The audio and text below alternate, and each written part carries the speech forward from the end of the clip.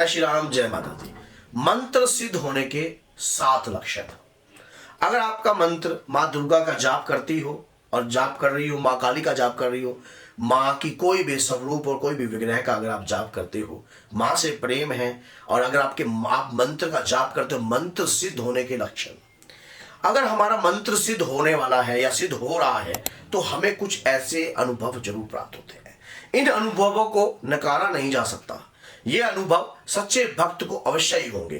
कहते हैं प्रत्यक्ष को कभी प्रमाण नहीं देना पड़ता और शक्ति तो स्वयं में प्रत्यक्ष है और प्रमाण की कोई आवश्यकता होती नहीं है। जो माँ की अटूट भक्ति करते हैं उन्हें शक्ति जरूर प्राप्त होती है, उनके मंत्रों में ऊर्जा जरूर आती है। लेकिन एक बात याद रख लेना, कुछ मंत्र जो होते हैं, जैसे कि हम जाप करते हैं बीज मंत्र, उसके दौरान शाबर मंत्र, उसके बाद वैदिक मंत्र और शास्त्रीय मंत्र और गुरु के द्वारा दिया हुआ गुरुदेव मंत्र। तो ये जो मंत्र होते हैं इनमें बहुत ऊर्जा छुपी होती है। माना जाता है कि जो गुरु के द्वारा दिया हुआ मंत्र होता है वो गुरु की इच्छा के अनुसार ही कृपा उसी दिन से देने लग जाता है जिस दिन गुरु आपको मंत्र आपके कानों में डालते हैं या आपके मस्तक पर आज्ञा चक्र पर तिलक करते हैं, तो उसी दिन से वो मंत्र आपके लिए जो है कार्य करने लग जाता है। उसके बाद शाबर मंत्र की जो देन है गुरु मच्छिंद्र नाथ और गुरु गोरखनाथ जी के माध्यम से प्राप्त है। शाबर मंत्र कलयुग में शीघ्रता से कार्य करता है। शाबर मंत्र जाप करने वाला व्यक्ति हमेशा ही तरक्कियों को प्राप्त करता है। क्यों?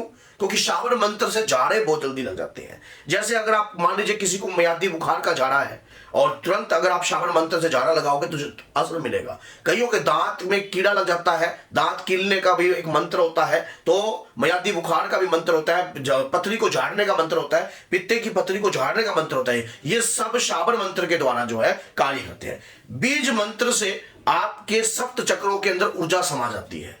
जैसे कि बीज, जब आप किसी भी मंत्र का बीज उच्चारण करोगे, जैसे कि आप मान लीजिए ओम दुम दुर्गाय नमः, दुम जो हो गया मां का बीज मंत्र है, उस बीज को आपके मूलाधार चक्र में जब वो धारण होता है तब आपके अंतर से एक अटूट भक्ति का प्रयास उत्पन्न होता है। और जब ये बीज धीरे धीरे अपने अगले चक्रों की तरफ जो है प्रस्थान करता है, जब हम बीज डालते हैं ना, आपने देखा उसके बाद बीज में कुछ समय रुकना पड़ता है। मंत्र जाप आप जैसे जैसे करते रहोगे उसके बाद उसकी कली बनेगी, फिर कली बनेगी, फिर अगला चक्कर जागृत होगा, फिर उसके बाद अगला चक्कर, फिर उसके बाद वो एक पौधा बन जाएगा, फिर पौधे के बाद एक वृक्ष बन जाएगा, पेड़ बनेगा, फिर उसके बाद एक वृक्ष बनेगा जब वो आज्ञा चक्कर तक पहुंचेगा। तो इसी प्रकार से धीरे धीरे वो मूलाधार चक्कर से विशुद्धि चक्कर से और आज्ञा चक्कर तक पहुंचने का जो प्रावधान होता है वो इस नियम के अनुसार होता है। मंत्रों में तो ऊर्जा पहले से छुपी होती है। अब बात हो जाती है कि जब आप मंत्र का जाप कर रहे होते हो, लगातार किसी भी मंत्र का जाप कर रहे होते हो, तो कुछ बातें आपकी सत्य होने लग जाती है। जैसे कि आप देखते हो कि अब आप अपने नियम के अनुसार अपने कर्म इंद्रियों को सुजीवित कर ज्ञान इंद्रियों को प्रभावित कर रहे हो। अब आपको कुछ गंदा कुछ अच्छा महसूस होता है, स्मेल महसूस होती है, किसी के घर जाते हो, हाँ कुछ नकारात्मकता आपको महसूस हो रही है क्योंकि आपकी ज्ञान इंद्रियां प्रभावित हो गई हैं और मंत्र आपको जो जाप कर रहे हो वो आपकी बॉडी पर एनर्जी बना रहा है। धीरे धीरे आपको सामने वाले व्यक्ति के शरीर के ऊपर नकारात्मकता महसूस होती है। किस व्यक्ति के शरीर के ऊपर नकारात्मकता है, आपको यह महसूस होता है कि कुछ एडवांस प्राप्त आपको महसूस होने लगता है कि हाँ कि ये कार्य मत करो, इसमें आपका नुकसान हो सकता है और आपकी कही हुई जो बातें हैं वो सत्य होती है। जब इस प्रकार की स्थिति आपके साथ होने लग जाती है या इस प्रकार की दिक्कत आपके साथ होने लग जाती है, तब एक बात समझ लेना, आपके जीवन में बदलाव तो उत्पन्न हो रहा है। आपके जीवन में बदलाव तो उत्पन्न हो रहा है, तभी जाकर इस प्रकार की स्थिति आपके साथ हो रही है। आपकी जो ज्ञान इंद्रियों के अंदर जो है आपकी नासिका इंद्रिय है, इस दौरान आपको सुगंध महसूस होती है। चमेली के तेल की सुगंध महसूस होती है, चंदन के तेल की सुगंध महसूस होती है और नकारात्मकता की सुगंध महसूस होती है। अच्छाई और बुराई की सुगंध आप अपनी इंद्रिय के द्वारा महसूस करने लग जाते हो। आपके मंत्र जब पढ़ते हो आप तो जोर जोर से आपको उबासियां आती हैं, आंखों से आंसू निकलने लग जाते हैं। ये मंत्र सिद्ध होने के पूर्ण रूप से लक्षण है। आपके मंत्रों के अंदर ऊर्जा आ रही है, आपके मंत्र जो है आपके लिए कार्य करने लगे हैं। अब मंत्र किस प्रकार का गुरु के माध्यम से प्राप्त किया है ये भी सुनिश्चित करता है कि मंत्र आपका किस प्रकार का आपके गुरु के माध्यम से आपको प्राप्त है। मान लीजिए आप किसी मंत्र को, जैसे कि कोई तांत्रिक मंत्र है या कोई ऐसा मंत्र है जो गुरु के सानिध्य के बगैर कभी सिद्ध नहीं होता है ये बात याद रखना। जैसे माँ बंगलामुखी का 36 हस्ताक्षर मंत्र होता है, ये गुरु के सानिध्य के बगैर। माँ काली का कुछ मंत्र होते हैं ऐसे जो कि मान लीजिए तामसिक मंत्र होते हैं, ये मंत्र गुरु की आज्ञा के बगैर जाप भी करना नहीं चाहिए। हनुमान जी का जो रुद्र मंत्र होता है वो भी जैसे कि क्रोधित मंत्र है, शुरू में हमारे जब हम उसका जाप करते हैं तो हम खुद विचलित हो जाते हैं। हम दूसरों को तो जब समझाएंगे जब हम खुद अपने ऊपर संयम नहीं रख पाते। मंत्र जाप कभी भी लगातार जो है तेजी से नहीं करना चाहिए।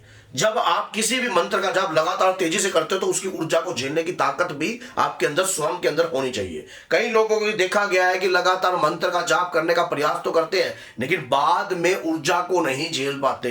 तो जब उनसे वो ऊर्जा झेली नहीं जाती तो वो जाप उनको गुरु के बगैर नहीं करना चाहिए।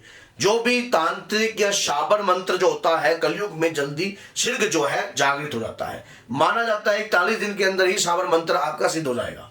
अगर मंत्र सिद्ध होता है ग्रहण के समय पे, ग्रहण पड़ रहा है, शाबर मंत्र बहुत जल्दी काम करेगा। दीपावली है, शाबर मंत्र बहुत जल्दी काम करेगा। होली है, शाबर मंत्र बहुत जल्दी काम करेगा। और ये मंत्र आपका तुरंत सिद्ध होता है जब आप किसी को कोई चीज कार्य कर रहे हो तो आन लगाकर कार्य कर देते हो।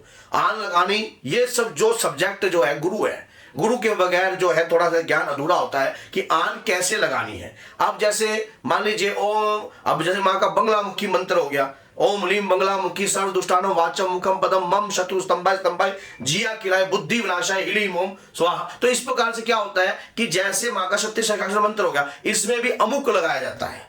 किस व्यक्ति के नाम से कर रहे हो, किस चीज के लिए कर रहे हो और किस चीज का स्तंभन करना चाहते हो।